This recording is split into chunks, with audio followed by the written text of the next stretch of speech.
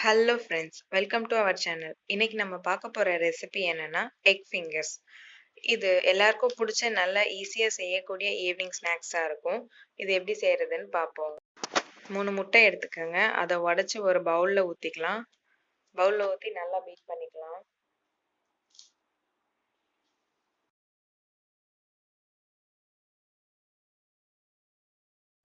Beat பண்ணிட்டு இது கூட ஒரு 1/2 டீஸ்பூன் பெப்பர் ஆட் பண்ணிக்கோங்க.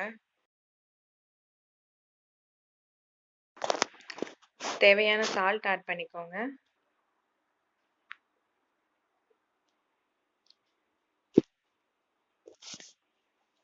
இதை இப்ப நல்லா மிக்ஸ் பண்ணி எடுத்துக்கலாம்.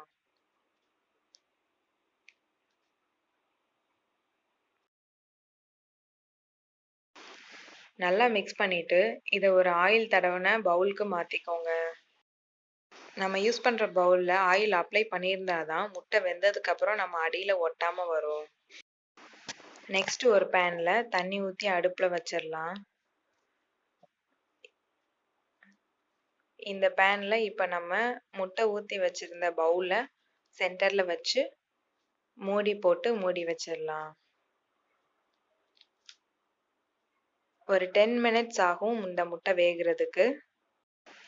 இப்ப முட்டை வெந்துடுச்சான்னு செக் பண்ணி பார்க்கலாம். நல்லா பாயில் ஆயிடுச்சு. இப்போ இதை ஒரு பிளேட்டுக்கு மாத்தி சின்ன சின்ன பீசஸா கட் பண்ணிக்கோங்க.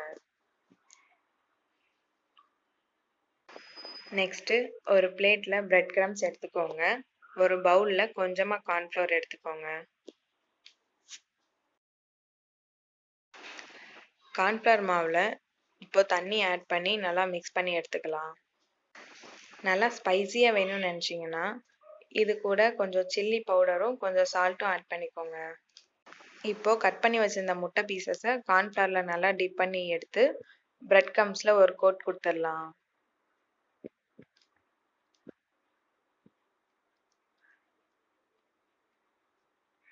இந்த பீசஸ்ல நல்லா எல்லா சைடும் படுற மாதிரி நல்ல ஒரு கோட்டிங் கொடுத்துக்கோங்க பிரெட் கிரம்ஸ்ல.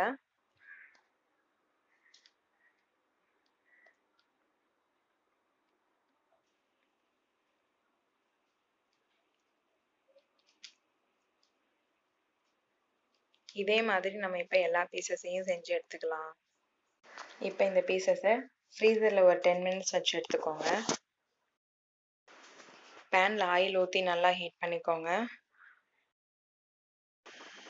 ஃப்ரீசர்ல இருந்து எடுத்து இப்போ ஃப்ரை பண்றதுக்கு ரெடியா வச்சுக்கோங்க. ஆயில் நல்லா ஹீட் ஆயிடுச்சு. இப்போ அந்த பீசஸை 1 by 1 போட்டுடலாம் ஆயில்ல. நல்லா டீப் ஃப்ரை பண்ணணும். நல்லா கோல்டன் ப்ரௌன் கலர் வர்ற வரைக்கும் நல்லா ஃப்ரை பண்ணி எடுத்துக்கலாம்.